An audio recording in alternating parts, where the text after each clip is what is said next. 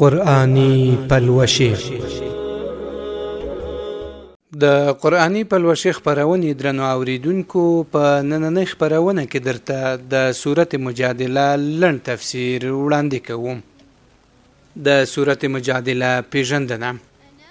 سورت مجادله د قرآن کریم په ترتیب کې 58 سورت دی چې 22 آیاتونه او 3 رکوګانې لري.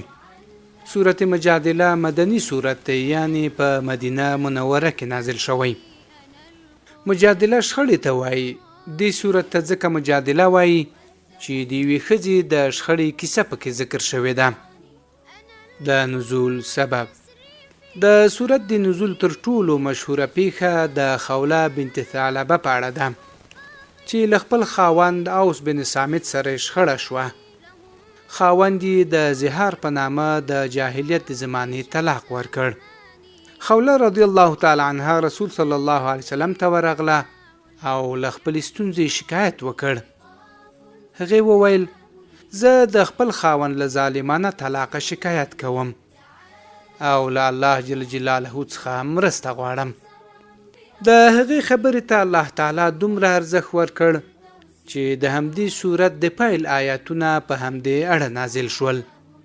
بسم الله الرحمن الرحیم.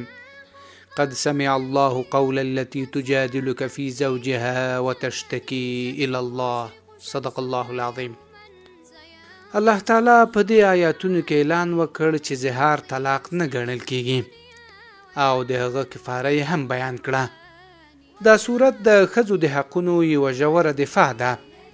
په دې صورت کې د نفاق، منافقینو، پټو خبرو، جاسوسۍ او له رسول صلی الله علیه وسلم سره د ناوړه چلن خلاف جدي خبرداری ورکړل شوی دی.